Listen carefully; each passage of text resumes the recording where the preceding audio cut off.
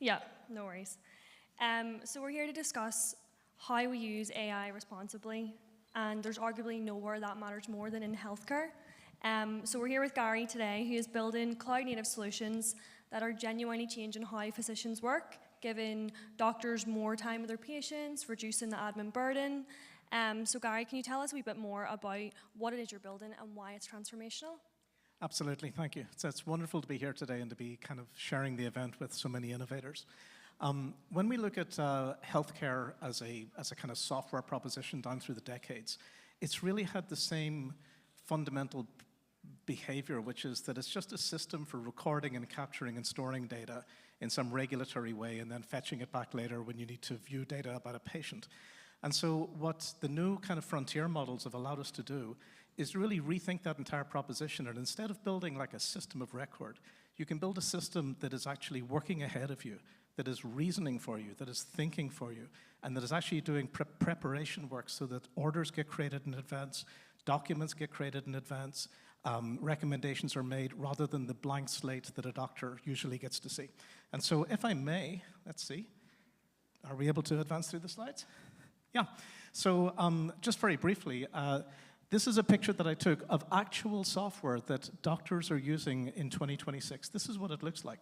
Everything that they do with the patient is a huge exercise in navigating through complicated ancient systems to find data and then update it. Now, obviously, that's not good, and there's several reasons that we'll get into as to why it's still like that, but this is what we'd like to see instead. Of course, we can imagine a more beautiful user interface, a more modern layout, but this is what AI is actually, the promise of AI is providing for us. You don't see a chatbot here, but what you are seeing is context. When the doctor looks at the patient that they're actually working with, they see a summary about what happened between that person and that patient. They see, if you look at the top right-hand side there, a documentation of the encounter that's already in progress, that the AI is already working on. You can see all the related messages that were happening between the doctor and patient. And you can see all of the different vitals that might be pertinent to that patient's problem. So this is all work that the doctor would have had to do laboriously, and with context, we can show this to the physician right away. And if I just kind of click through a few things, one of the things that we've really tried to do here is to use this reasoning system to power conversational intelligence. So you no longer have to go through that myriad of menus. You speak to it. I want to order lisinopril. What are my options? What are the side effects? What are the different dosages? And as you do that, the system will go, okay, you want to do that? Let me get that order started for you. And by the way, here's an answer to your question. So this obviously is something that speeds up in a safe way the work that the doctor would have had to do themselves. Now, I'll give you an example of this. In the kind of medical industry, there's a principle called subjective objective assessment and plan. It's a legal requirement. Doctors have to document everything that happened in an encounter with a patient. And sometimes they take days off actual visiting patients to do all this documentation. So the system, while the doctor is talking in real time with the patient, will actually create one of these and start getting it going in the system for them. For example, the doctor might have another patient who's maybe coming in tomorrow, and they can see a summary kind of in the context of what's coming on their agenda or their work schedule the next day, where that summary is basically just a quick high-level snapshot of what's up with that person. But for example, in the treatment of that person, the doctor might say, okay, let's dig into your chronic pulmonary or chronic obstructive pulmonary disease. And what we can do with the AI is to say, all right, let's flex the entire view of the system into that problem. We're not talking about anything else anymore. We're just talking about that problem. And if you see everything that's going on from the summary to the different measurements and orders that are available, it's everything just about that particular subject, not everything else. And that is a big time waster in medicine today because doctors do not get that kind of context. And you can see, for example, even with the conversational intelligence, they're able to say, how many COPD exacerbations were there in the last 5 months? That's wild. You know, you can actually do that kind of inquisition with natural language, and the system moves and flexes as you talk to it. That's great, Gary. Is this something that's already in production? And what would you say would be the greatest barrier for a new organization getting this off the ground, getting it up and running for themselves? Well, the barrier to adoption, Shona, is actually the reason why we still see that ancient user interface that you've seen at the start. And there's two reasons for it. Number one is that either rightly or wrongly, a lot of these big healthcare organizations have built and customized a huge on-premises deployed system that's highly customized just for what's going on in their hospital. So they can never change it. Or if they do, it's going to be a multi-year migration and conversion exercise. The second problem, and these are big problems, the second problem is that, we call it the devil you know problem. The physician knows that what they're looking at is antiquated. They get it. But at least they know it works. At least they know how to deal with it. And they're very averse in the subject of patient safety to going to some completely new system. So the value that you offer needs to overcome those two huge impediments. And the way that we're doing that is, number one, everything is built by us in Oracle Cloud infrastructure in our cloud and served to the hospital organization or the clinic. It's not software that they have to install and manage. And number two, we actually, and this has been the most complicated part of our design, we move this system into where they are at the moment with the systems and the data that they have at the moment, and we start working directly on top of it. We don't make them migrate. Yeah, that really leads into my next question, Gary. Obviously, patient data is extremely sensitive.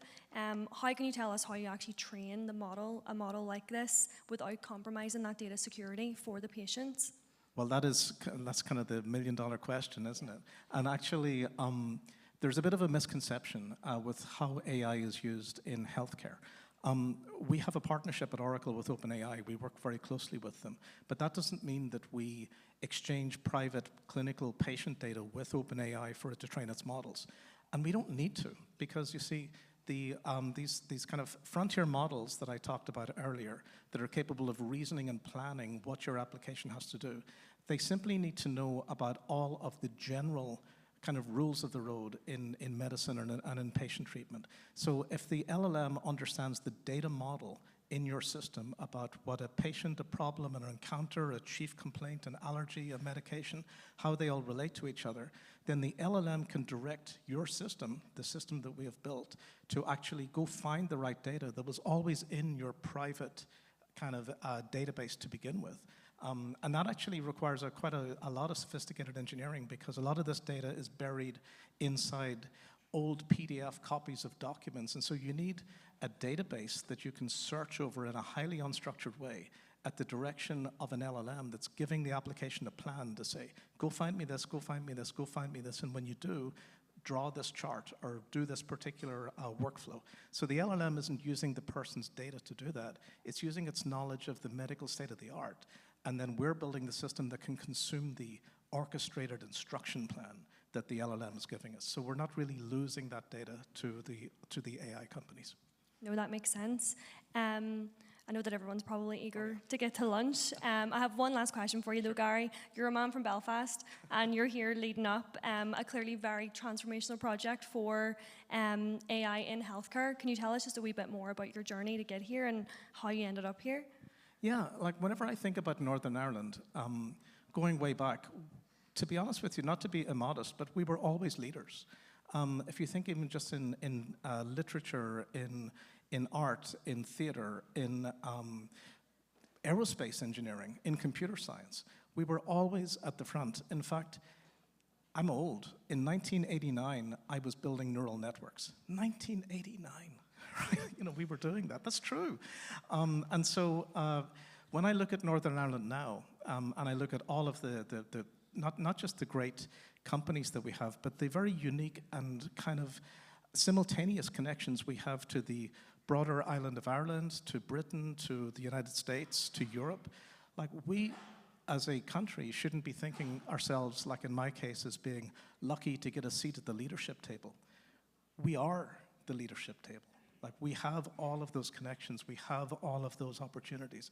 And so that's why I really enjoy working with the Friends of Young Enterprise, because we can take the young people in Northern Ireland and give them a little push to go on to do the things that they were born to do in the first place. So we actually do come from a great little country, and it would be a shame if you came from a cradle of innovation like that and didn't end up doing something interesting. No, that's great. Thank you so much, Gary, and thanks everyone for listening. Okay, thank you so much. That was great.